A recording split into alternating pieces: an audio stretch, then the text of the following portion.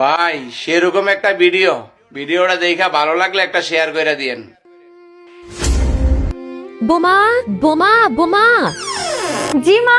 তাড়াতাড়ি রেডি হয়ে যাও, তোমার ভাই চলে এসেছে তোমাকে নিয়ে যাওয়ার জন্য। ঠিক আছে মা। হ্যাঁ ওসমান, কই তুই বাবা?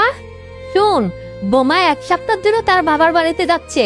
কিছু মিষ্টি দিতে হবে না, আর ওর হাতে কিছু টাকাও দিতে হবে। দে দে টাকা দে। আচ্ছা ঠিক আছে, এই নেন। আচ্ছা ঠিক আছে, আমি বোমার হাতে দিয়ে আসি। বোমা বোমা, আরে বোমা,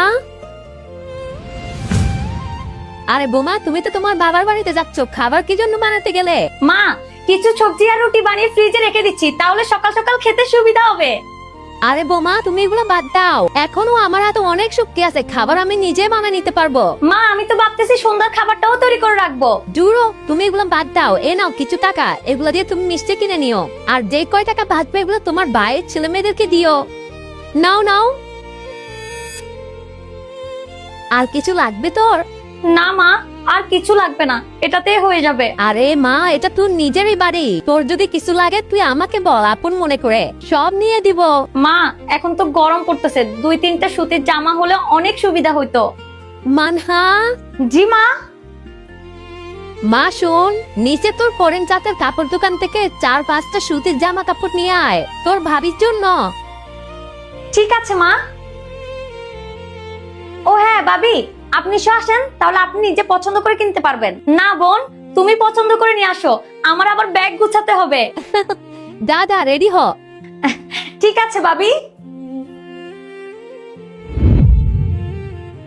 আর হ্যাঁ বৌমা, এখন তোমার বিয়ে হয়ে গেছে, তুমি তোমার বাবার বাড়িতে যাচ্ছ। যদি সেখানে তোমার কোনো কিছু দরকার পড়ে, বিশেষ করে টাকা, তাহলে সাথে সাথে উসমানকে কল করে নিয়ে নিবা। খবরদার ওনাদের থেকে কিছু নিবা না, আমাদেরও একটা মান সম্মান আছে, কারণ ওনারা যা দেওয়া দরকার এমনিতেই দিবে। ঠিক আছে মা। কারণ বিয়ে হয়ে যাওয়ার পর যদি মা বাবা থেকে টাকা নাও, সেটা ভালো দেখায় না, কারণ তোমার সকল দায়িত্ব এখন আমাদের, ওনাদের না। মা, আপনি একদম ঠিক বলেছেন। মা, আজকালকার শ্বশুর বাড়িতে এমনই হয়, মেয়েকে বিয়ে দেওয়ার পরে শ্বশুর বাড়িতে সারা জীবন যৌতুক দিতে হয়, কখনো টিভি, কখনো সোফা, কখনো ওয়াশিং মেশিন। কিন্তু আপনি তো কিছুই নেননি, না টিভি, না সোফা, না ওয়াশিং মেশিন, কিছুই নেননি। দেখো বোমা, সেদিন আর বেশি দূরে নেই, যৌতুক নেওয়া তো দূরের কথা, ছেলেকে বিয়ে করানোর জন্য ছেলের পরিবার একটা ভালো মেয়ে চাইবে। সবাই যদি ছেলেকে বিয়ে করানোর জন্য যৌতুক চায়, তাহলে ভালো মেয়ে কোথায় পাবে? শোন মা, ভালো মেয়ে আর যৌতুক দুইটা কখনো একসাথে মিলে না। আরে একজন মেয়ের মা বাবা তার কলিজার টুকরা মেয়েকে দিয়ে দে, এর থেকে দামি জিনিস আর কি দিবে? আরে আমার তো মনে হয় এর চেয়ে মূল্যবান আর কিছুই হয় না। কিন্তু মা, সবাই তো আপনার মতো মেয়ে চায় না, সবাই চায় ছেলেকে বিয়ে দেওয়ার পরে যৌতুক আর সামান। মা, কিছু লোক তো এমনও হয়, যৌতুকের চক্করে পড়ে ছেলের বউয়ের গায়ে হাত তুলে তার মা বাবাকে অসম্মান করে কথা বলে। আরে ওইসব লোকদেরকে মানুষ তো দূরের কথা আল্লাহ মাফ করবে না, সামান্য 2 পয়সা কাগজের নোটের জন্য পরে মেয়ের গায়ে হাত তুলে। আরে ওইসব লোকদের যদি একটু লজ্জা শরম থাকতো, তাহলে যৌতুক নিত না, নিজে ইনকাম করতো। আরে কিছু লোক তো এটাই মনে করে ছেলেকে বিয়ে করে এনে বাসায় এটিএম মেশিন নিয়ে আসছে, যে যখন যা ইচ্ছে তাই বের করে নিবে। আরে তোমার ভাই চলে আসছে, তুমি তাড়াতাড়ি রেডি হয়ে যাও, আমি তোমার ভাইকে নাস্তা বানিয়ে দিই।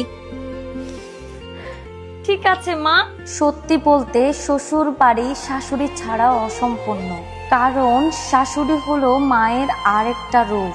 যদি না প্রত্যেকটা মেয়ের কপালে এরকম একজন শাশুড়ি নামক মা মিলে যায়, সৃষ্টিকর্তাকে অনেক ধন্যবাদ। আমি তো শাশুড়ি নামক মা পেয়ে গেছি। আপনার শাশুড়ি কেমন?